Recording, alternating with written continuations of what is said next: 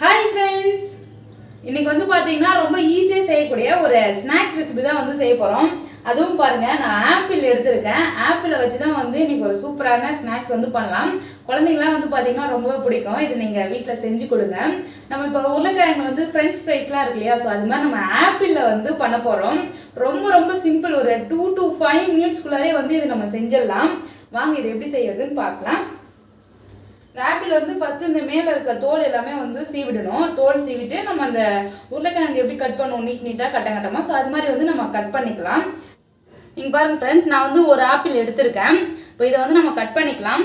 அதுக்கு ஃபஸ்ட்டு நம்ம தோல் வந்து சீவிடணும். தோல் சீவிட்டு அதுக்கப்புறம் கட் பண்ணிக்கலாம்.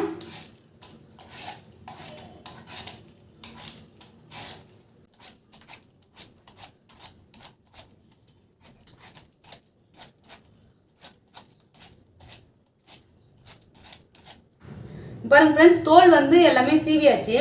நீங்கள் வந்து இந்த தோல் சீவுறதுக்கு முன்னாடியே வந்து நல்லா கழுவி எடுத்துக்கங்க. கழுவிட்டு அதுக்கப்புறம் நீங்கள் சீவுனீங்கன்னா மறுபடியும் கழுவ தேவை. ஏன்னா இப்போது இதில் ஈரம் இருக்கக்கூடாது, அதுக்காக தான். இப்போ இதை நம்ம கட் பண்ணிக்கலாம்.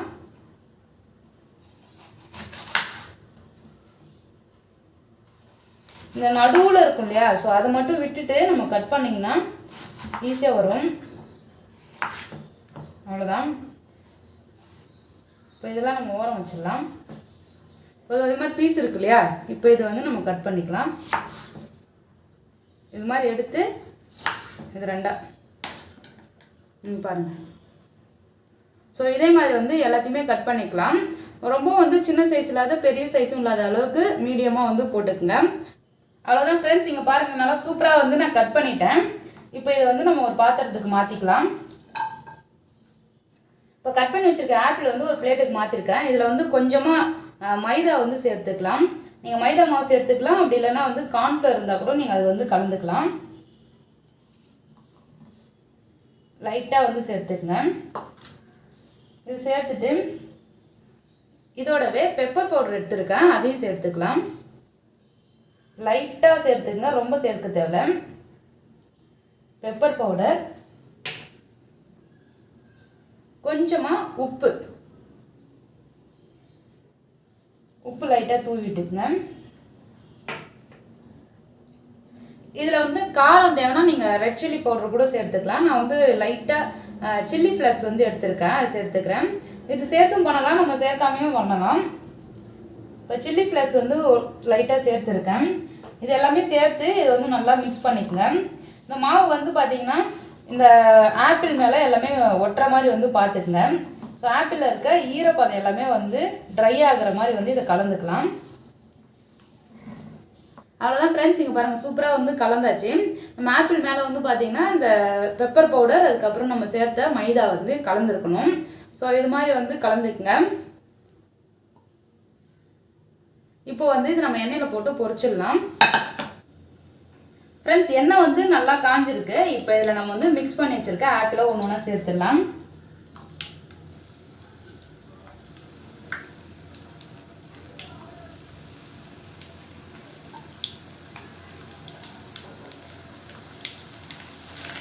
தனித்தனியாக இது மாதிரி போட்டுருங்க. போட்டு அது நல்லா வந்து கொஞ்சம் சவுண்டு வந்தது எடுத்துடலாம்.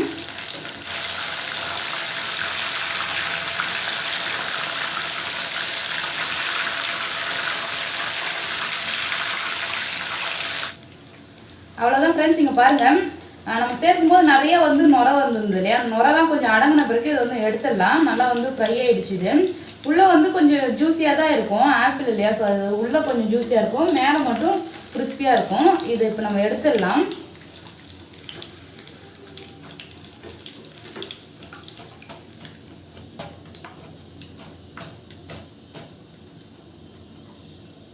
நீங்கள் பாருங்கள் ஃப்ரெண்ட்ஸ், சூப்பரான ஆப்பிள் ஃப்ரெஞ்ச் ஃப்ரைஸ் வந்து ரெடி ஆகிடுச்சு. நல்லா வந்து சூப்பராக இருக்குது. இதே மாதிரியே நம்ம வச்சுருக்க எல்லாத்தையும் போட்டு பொரிச்சு எடுத்துடலாம். அவ்வளோதான் ஃப்ரெண்ட்ஸ், சூப்பராக ஆப்பிள் வச்சு ஒரு ஈவினிங் ஸ்நாக்ஸ் வந்து ரெடி பண்ணியாச்சு. இது வந்து குட்டி பசங்களுக்கு தான் ரொம்பவே பிடிக்கும்னு நினைக்கிறேன். ஏன்னா ரொம்பவே சூப்பராக இருக்குது, அப்படியே ஸ்வீட்டாக இருக்குது. மேலே அந்த மாவுலாம் வந்து கொஞ்சம் கிறிஸ்பியாக இருக்குது, உள்ளே நல்லா ஜூஸியாக இருக்குது. ஆனால் பொட்டேட்டோ ஃப்ரை அளவுக்கு வந்து அந்த மாதிரி ரொம்ப கிறிஸ்பியாலாம் இருக்காது, கொஞ்சம் ஜூஸியாகவும் மேலே கொஞ்சம் கிறிஸ்பியாகவும் நல்லா இருக்கு. கண்டிப்பாக நீங்கள் வந்து ட்ரை பண்ணி பாருங்கள், நல்லா இருக்குது. மேலே அந்த பெப்பர் பவுடர் அப்புறம் சில்லி ஃப்ளக்ஸ்லாம் போட்டதுனால கொஞ்சம் காரமாகவும் உள்ள ஸ்வீட்டாகவும் ரொம்பவே சூப்பராக இருக்குது. நீங்கள் ட்ரை பண்ணி பார்த்துட்டு எப்படி இருக்குன்னு உங்கள் ஃபீட்பேக் வந்து கீழே கமெண்ட் பாக்ஸில் கமெண்ட் பண்ணுங்கள். இந்த வீடியோ பிடிச்சிருந்ததுன்னா லைக் பண்ணுங்கள், ஷேர் பண்ணுங்கள். நம்ம சேனலை சப்ஸ்கிரைப் பண்ணாதவங்க சப்ஸ்கிரைப் பண்ணிக்கோங்க ஃப்ரெண்ட்ஸ். டாடா பாய்.